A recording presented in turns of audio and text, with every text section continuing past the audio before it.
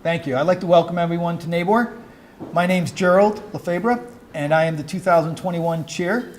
And my first introduction is Corey, our new president. Yay!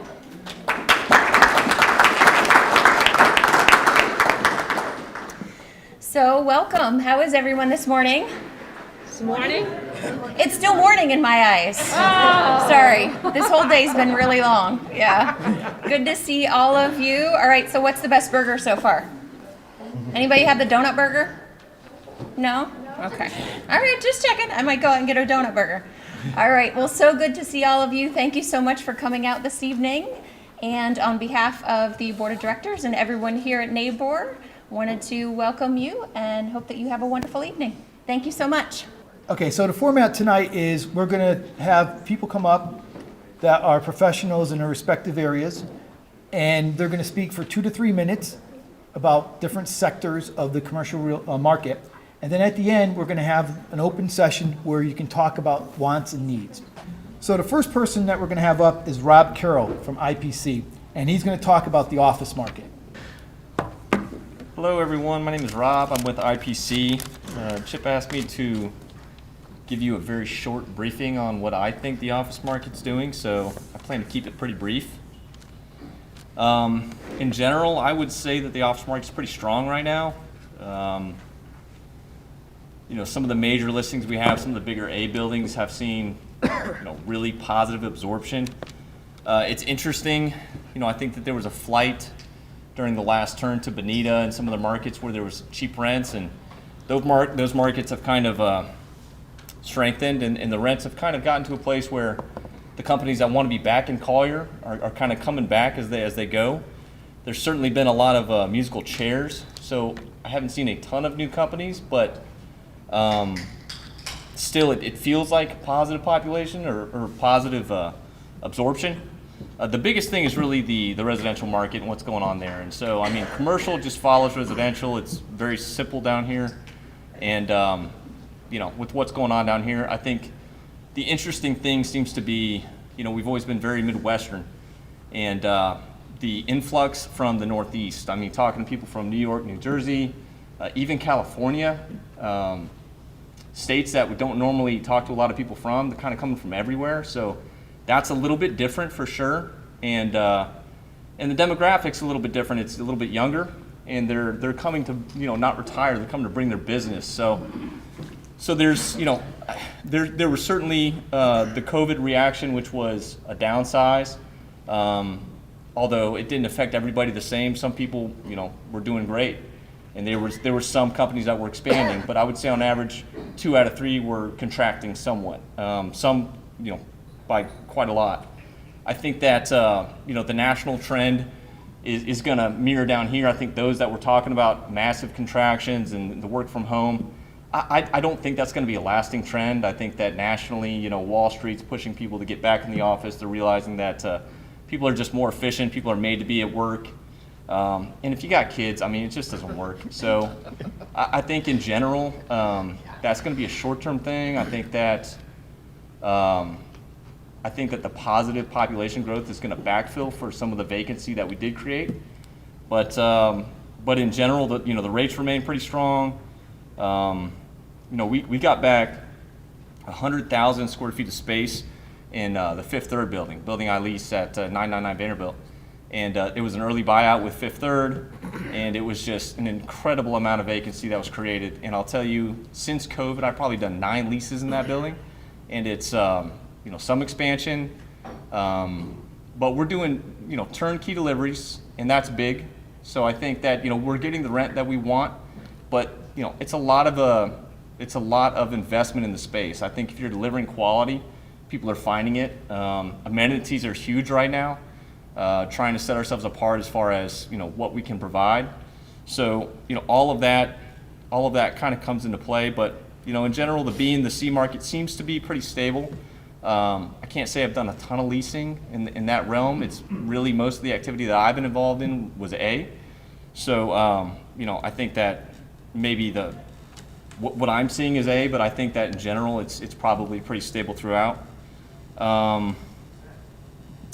Locally it seems to be that the tenants here are in the office. You know, most of the businesses I see that where the tenants are still out are the bigger corporations where they have a corporate policy. I think maybe Oracle, you know, I don't know exactly what's going on with some of them, but there's other businesses that I'm aware of where, you know, they're just not in the office, and they seem to be kind of national type companies. So locally, you know, people are mostly back to work down here, it feels like it. And I mentioned, you know, we saw the full gamut. It was kind of all over the board.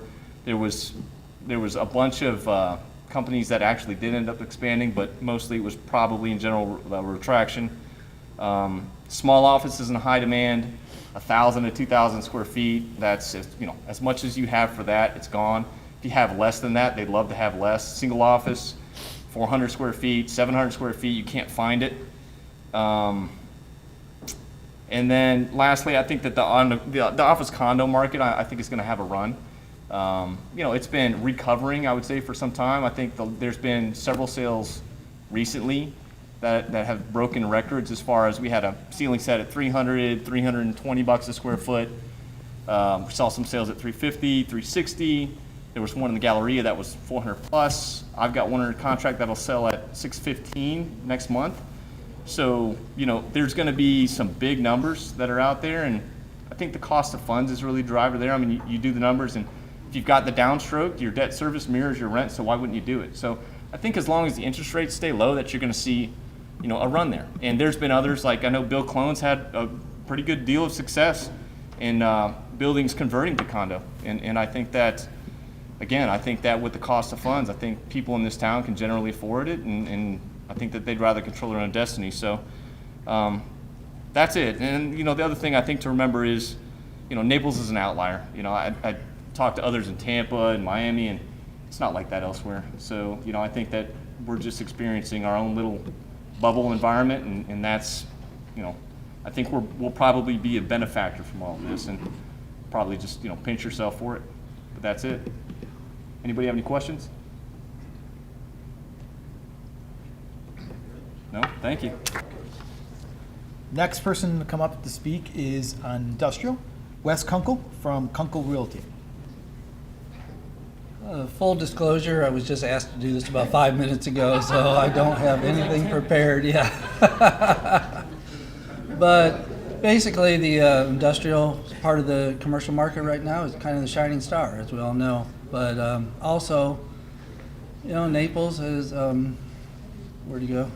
Said, you know, we're kind of a little world down here, and we don't have a lot of industrial space down here. We basically have the two industrial parks, the one off Pine Ridge Road right over here, and then we got the one across from the airport there. So, but yeah, the spaces,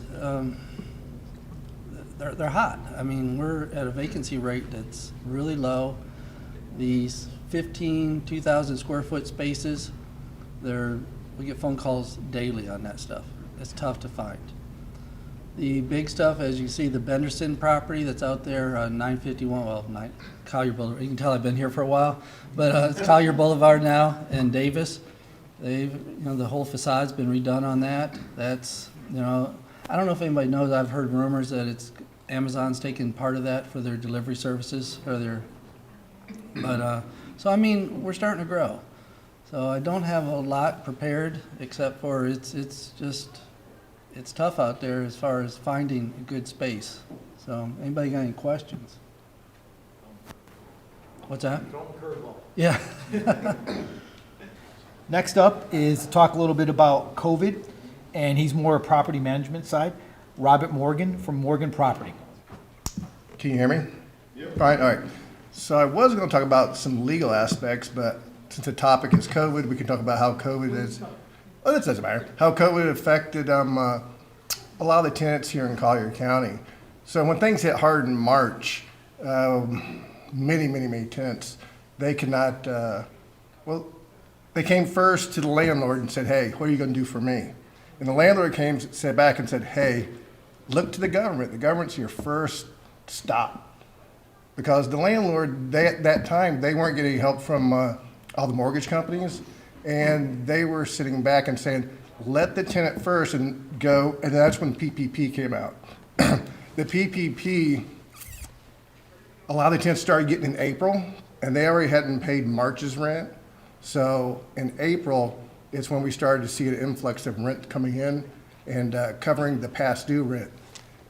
But that was really only for a coverage of about 8 weeks. So then after that 8 weeks, it started to hit again.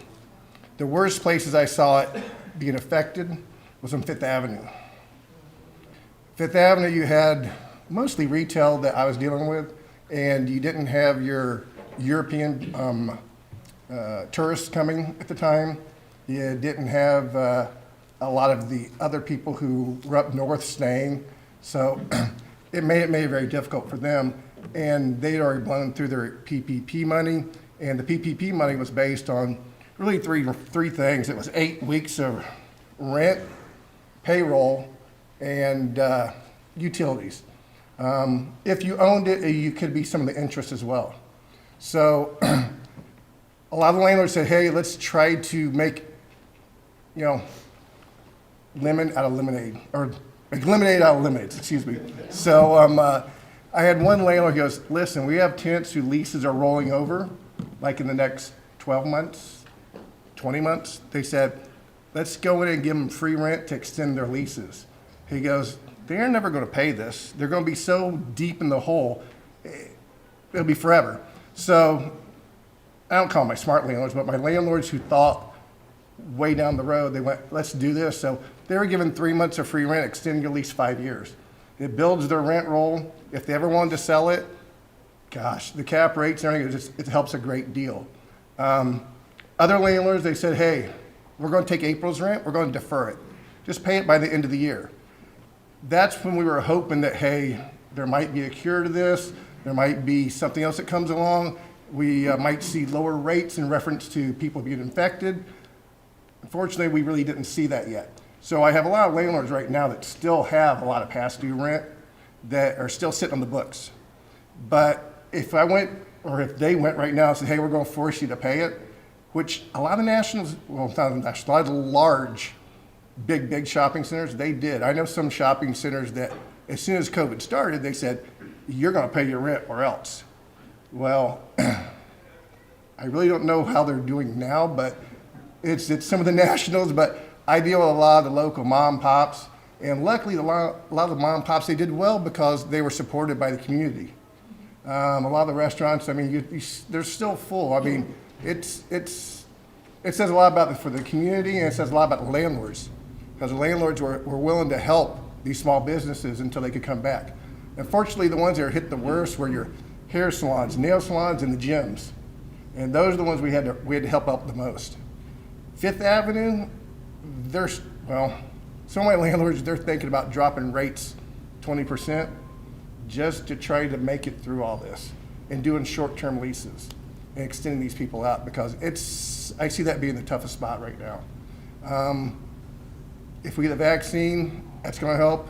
The one other thing that's helping a great deal for these tenants is that all these people, as Rob was saying, they're coming up from the Northeast as well as the Midwest. They aren't going to go back.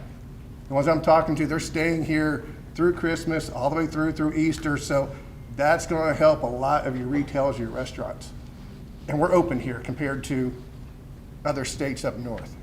So hopefully with the possibility of having the vaccine, and there's a second round of PPP money coming. There's also the CARES Act for Collier County.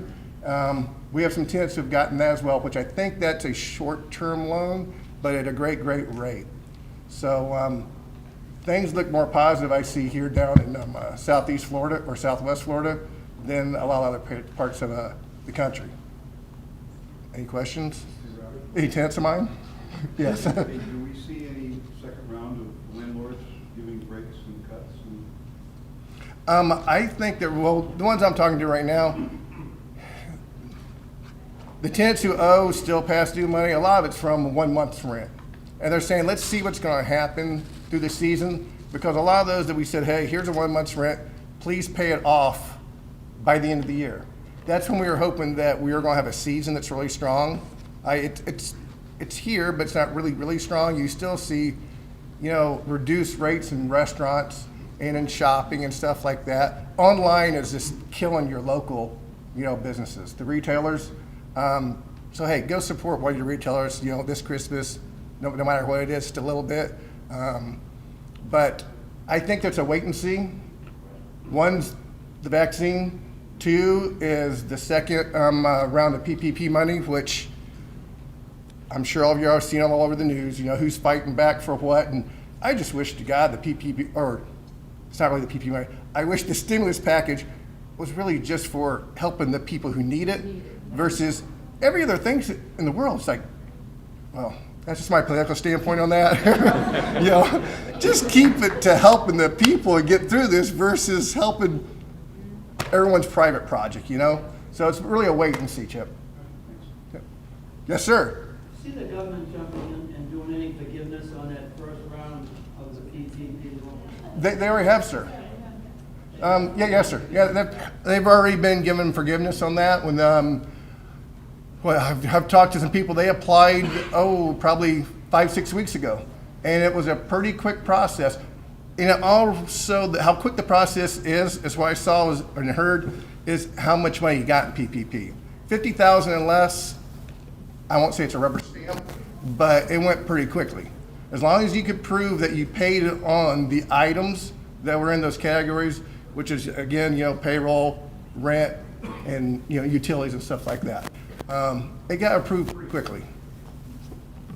But some of the people who got, as you read the newspapers, they got millions and their payroll was maybe $50,000. Yeah, well, hopefully someone's gonna be watching them and that money will go to the people who really need it. Yes, ma'am. Any major tenant possibility to build a Nordstrom store in Waterside? That'd be a question for Rob Carroll. Anyone in Nordstrom's, Rob? You have a tent to go in there? I'm sworn to secrecy on that, sir. Okay. Did you like shopping there? Yeah. Okay. Good shoes, huh? Anybody else? Like, who's going to win the game this weekend? The Gators or LSU? No? Thank y'all. Next up is Emidy. I'm not sure if I'm saying it right. Emidy, thank you. From EECON Construction. He's talked a little bit about construction, hopefully construction costs. Thanks for having me here. Chip asked me to talk about some of the challenges that we face as contractors here. My company, we do about a 60% split, 60% commercial and 40% residential, new construction and a lot of renovation work. Can everybody hear me okay? Okay. Biggest challenges for us, quite believe it or not, is still permitting, depending on where we're at. Meaning the process is a relatively tedious process, whether it be City of Naples, Cuyahoga County. I think Bonita Springs is probably the easiest for us, and it's just checking all the boxes that they need checked. And it seems like every week or every time we submit a building permit, there's something else that they need from us. So that's one of our challenges.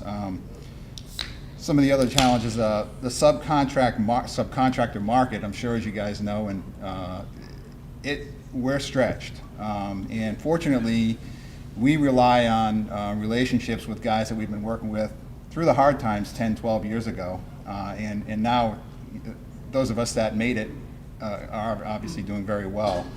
So we rely a lot on those relationships to pull off the projects that we're working and get them done as quickly and successfully as we can. As far as material costs, just in the last 60 days, I've received letters from several different sub-trades or suppliers, if you will. Steel, we're looking at 7 to 10% increases at the beginning of the year. Drywall, 10 to 15, maybe 20%, believe it or not. Steel framing. Wood doors is incredible.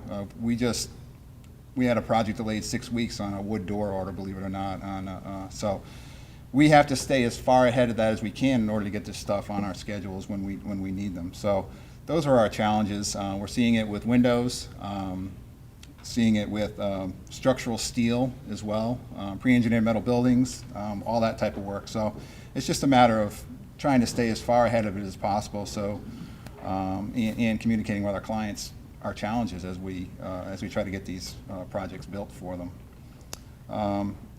Fortunately for us, COVID did not really have a major effect on our business, thankfully. I think we had one project that was delayed. It was a relatively small project that was delayed. Other than that, COVID has not had a real major effect on us.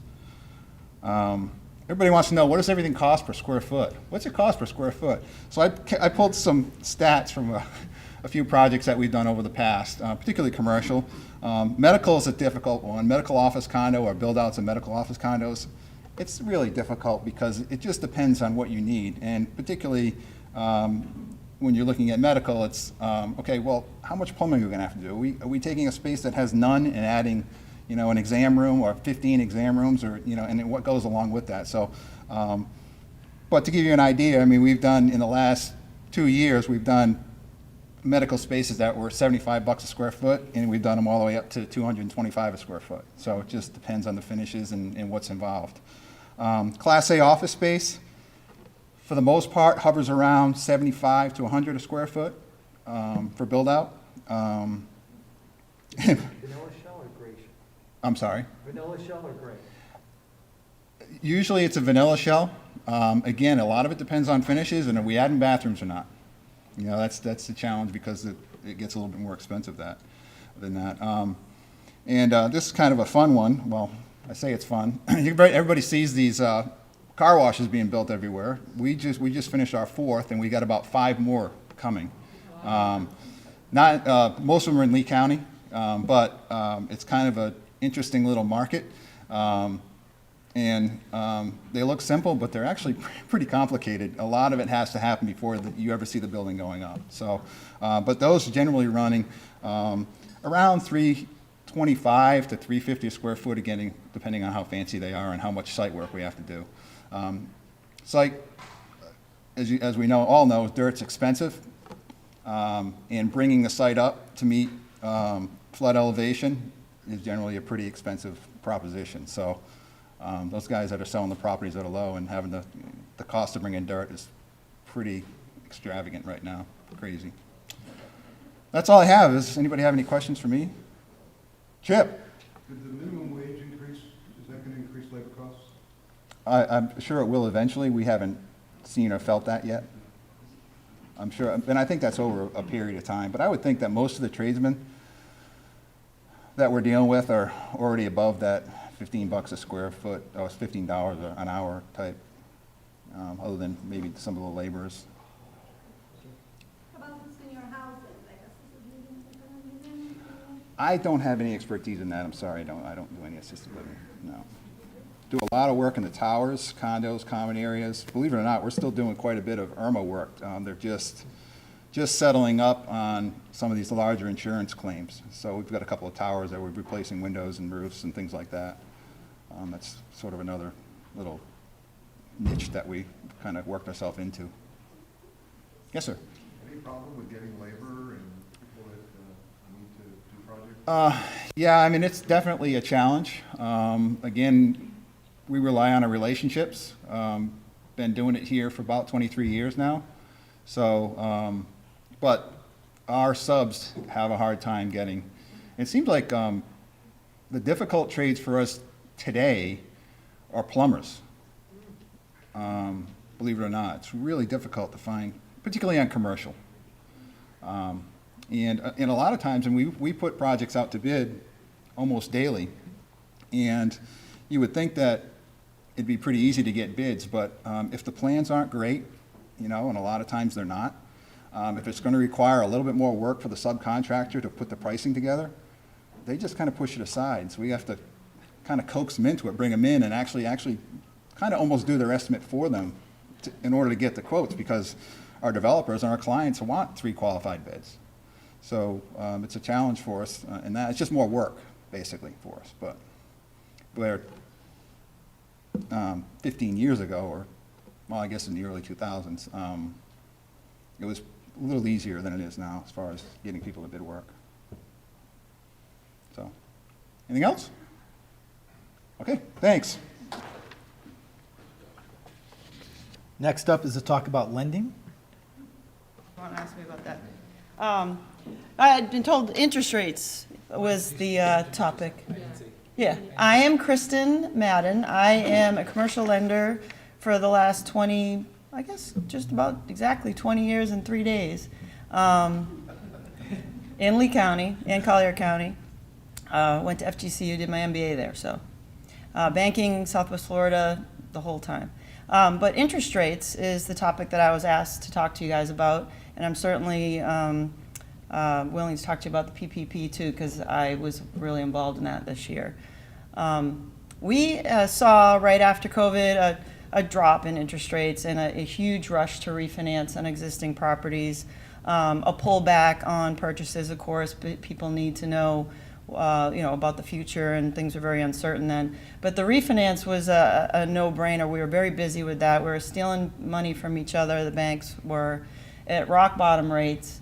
That lasted for a little bit, and then it had to stop. And people don't understand. They say, well, why the commercial rates back up to 4%? And that's pretty much right around 4% where they've been since probably about May, June. And the reason for that is the smaller commercial loans, there isn't a secondary market for those loans. They are held on the bank's balance sheets, the small banks, even the larger banks. You can't bundle them up like the residential loans, the small non-jumbo loans, and hedge your risk with derivatives. We keep them. So we can only put so much of these. There were some that we did like in the low threes. And I'm talking 5-year fix for 3 years. We get measured on a lot of things in banking. We're regulated by the government, and they do come in and they look at our interest rate risk, how we're managing that part of the portfolio. Because the worst thing that can happen for a bank, if you've been around for a little while, is we have the other side. It's nothing ever stays the same, right? So we'll go from right now, which seems we're in kind of a lull of low interest rates. It's going to be back up to where they were when I started underwriting for the first time 20 years ago. Our average underwriting rate that we used was 10%. That's what we put in all of our pro formas when we were doing any kind of underwriting. That's what I learned, was 10%. Think of 10% now, it's an unbelievable rate. But so, what goes up must come down, what goes down must go back up eventually. But anyways, back to the banks. So we're probably been around 4% now since through the summer. All the banks have. You can't take in much more of these really low rates because we do have depositors, and eventually they are going to start putting money, back into the CDs and things like that. So we can't be upside down on our portfolio interest rate wise. We are concerned about rates going up. And right around the election, there was some talk from our senior management about holding rates. We typically will hold a rate when a commitment letter for a commercial deal. You sign your commitment letter with me, and I'm locking you for 60 days. It's funny though, when the rates go down, you guys come right back. Hey, that rate was 5%. They dropped to 4%. Yeah. So we always we appease you because we don't want to lose the deal to the other bank. But when they start going up, we're probably not going to be able to lock. You're not going to see banks. That might be a 30-day commitment on the rate when things start to move, and things are going to start to move. There's some interesting things that are going on this year. There's a lot of people that aren't doing well. We know you hear that in the news all the time, but there are a lot of people that are doing pretty well, and there's a lot of cash on the sidelines. And the biggest word I've heard is there's going to be a cash bomb next year, or a growth bomb next year. Our savings rate hit almost 35% in April. That's a lot of people like my parents who are in their early 70s and have to take minimum distribution. They're of age where they're retired and they could right now be on a cruise. They could have gone to their 50th anniversary trip to the Amalfi Coast in May in a normal year. These people in this demographic, the newly, older baby boomer, newly retired, they have saved a lot of money. They saved their whole lives. And now they've just had this whole year where they haven't been able to do anything. They haven't been able to go out to dinner. They haven't been able to go on any trips. So they're saving a lot of money. They're up into the trillions of money sitting. And they have to start taking money out of their retirement because of minimum distribution. So they've got money. They've got pent-up demand. We're going to start seeing when we have a vaccine. I'm already hearing it from my relatives who are mostly in Massachusetts. There's hope with this vaccine. They're talking about maybe coming to see me next year. So maybe. But that vaccine, you're already seeing it, in the financial markets. That is going to probably light this gas. And I think you're going to see things starting to, we could start seeing inflation again. We also have a lot of deficit spending in the government. It's going to be more of that probably. They're saying, well, interest rates are real low, so we can afford to borrow in tax later. That's a whole other topic for an economist, not a banker. But in any event, what does happen, we have to know a little bit about economics, is if we start having really high growth, we start having inflation, we're going to start having higher interest rates. Kind of all works together that way. And we're going to see that for a while before we would see any kind of pullback. So at some point next year, you're going to see a lot of pent-up demand, a lot of the supply chain you were talking about. There's people that want to buy new cars. There's no new cars coming off the assembly line. Same price to buy a used car as to buy a new car. My friend owns a couple dealerships up in Minneapolis and told me that. So it's going to be interesting to see what happens with this whole sector that no one's really talking about. They're scared to death. They've been home. They haven't left. And they're starting to get excited because they might be able to leave. And when they leave, they're going to have a lot of money. So, and that'll probably help everybody. I mean, the residential, the commercial, and everything. So, but interest rates are probably going to start going up sometime next year. If I knew when, we could all go buy some derivatives and make a whole bunch of money, but I don't, so we can't. So, as far as PPP, some people asked some questions about that. We are getting in applications pretty regularly for forgiveness, and it's pretty simple, especially $50,000 and under. The people that got those loans, the SBA really slimmed down the application. It's basically a signature and their backup information. They have to give us the payroll data that they spent and their utility and their rent or their mortgage payments. But we were having to do some math on some of the larger ones and double check their numbers. But we send them in to the SBA, and they usually come back with a matter of weeks. The SBA pays us off. So it's sad because we're going to lose those outstandings we got real fast earlier this year. But we don't want all these little loans kicking around either that are unsecured and not guaranteed. And so it's good that they're getting paid off pretty quickly. And that program, I know there's talk about another round of PPP, but I don't think we're going to hear anything more about that until next year, early next year. So, but any questions about any of the? I feel like I just babbled for 10 minutes. Yeah. Next round of PPP, is it going to go maybe the same, or what are they going to do? I mean, who's going to be eligible, I guess, the next round? I mean, I don't know. I'm not a politician, but I can't tell you. With Charlotte State Bank, I was working on applications for people, predominantly small business people out of Charlotte County. We saw real quick that, well, first of all, we only took our customers that bank with us, and we saw real quick that it was coming in fast. And there's 3 lenders, and we were taking them as quick as we can. It was back in April. It was pretty crazy. So we cut ours off. A lot of the larger banks, it was really sad because they couldn't take care of this. Most of my loans, I did the math. My average loan size was like $80,000. A lot of little loans, and that was with just a few big ones that I didn't know we had a couple pretty big companies up in Charlotte County, but a lot of mom and pops. Fun to talk to. Fun when I call them right now, because we do call them when we get the SBA payoff. It's like my favorite thing to do right now is to call and say, guess what? Your loan's gone. They paid us off. It's a fun thing to do this time of the year, and they're usually pretty happy about it. But as far as who, I mean, like you, I hope that it's going to be targeted towards the people that really need it. Some not just, there were businesses that didn't really need it. They were fine. 20% suffer in a recession typically, over the century if you go through it. Typically the bottom 20% drop out. And other above, they kind of do okay, you know. So a lot of people that did okay still got the money. You know, I'm sure that you know, there was a need. Of course, everyone was scared. Nobody knew what to do. Now we kind of know what to do. So it'll be interesting to see how they roll that out. But the SBA didn't know. They didn't know what they were doing. They were changing the rules so fast that they weren't able to go back and change what complete contradiction they had on their website from early on. It was, you could read it on page 1, it said this, and on page 2 later it said that.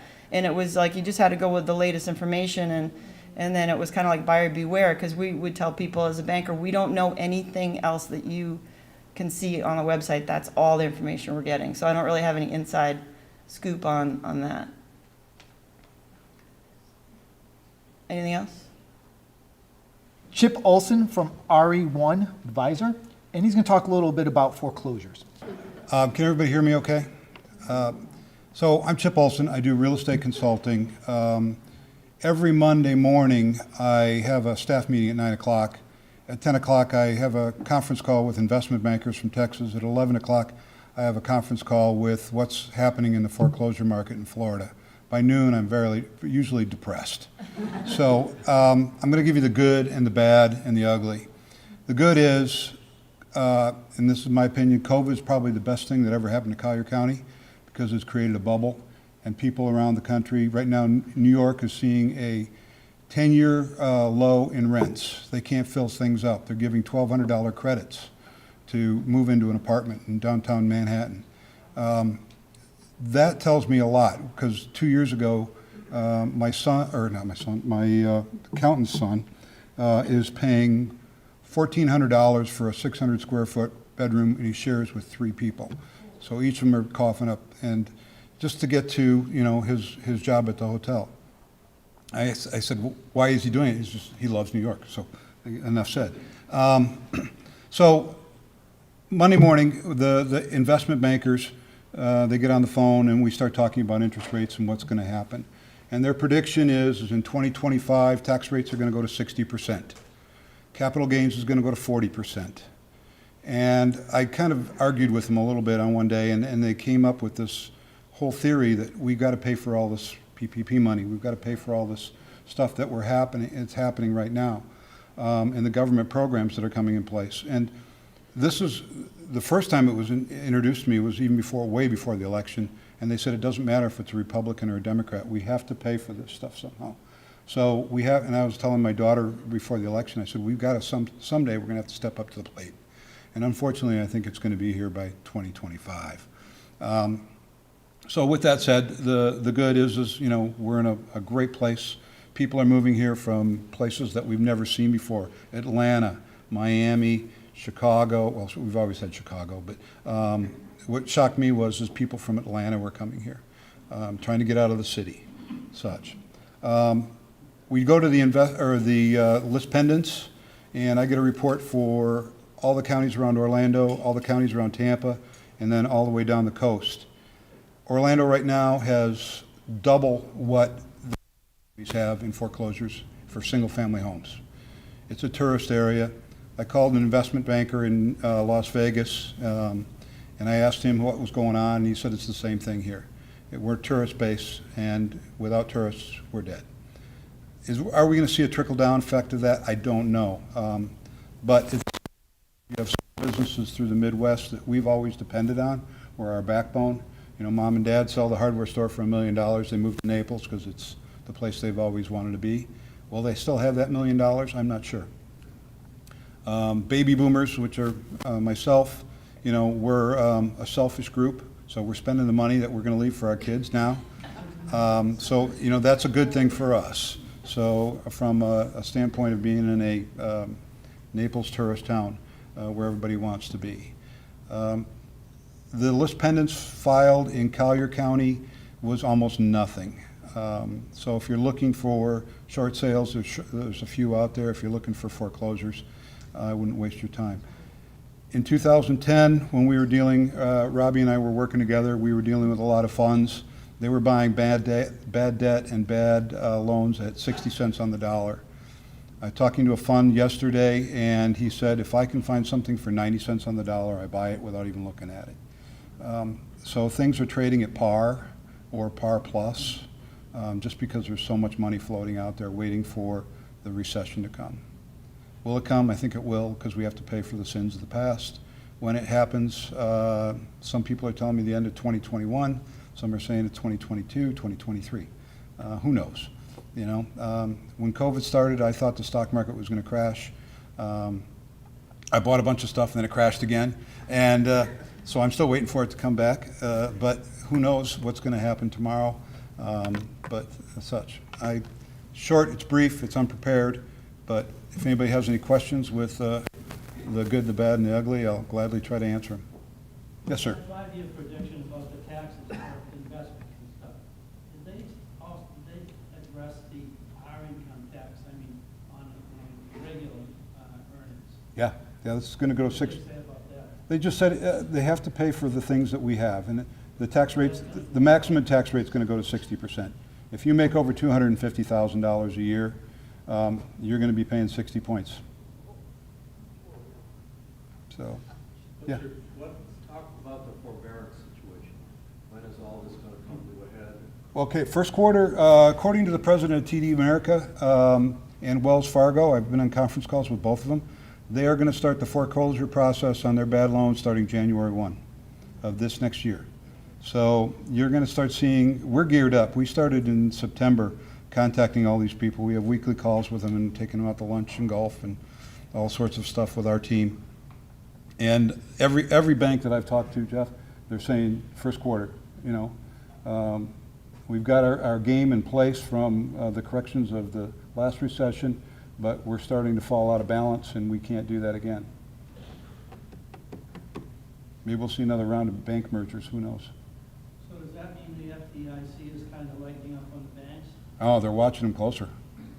but they're letting them go through the next quarter? Yeah. I think with the COVID thing, I think everybody got a free pass. So, such. Inheritance tax, you said they're good at what?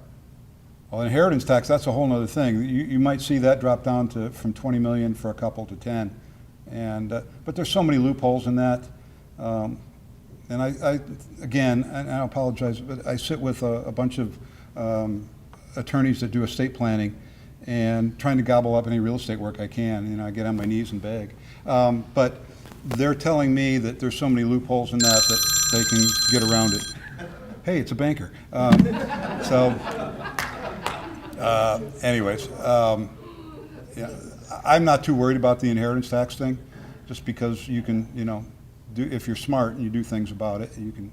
Estate planning, kind of based on that, Yeah. especially your Naples and, You know, calculate inheritance tax. Yep, but if you've got a basis in a property, your basis is low, it might be worth more. You can fudge around that when you give it to your kids and whatever. So, any questions?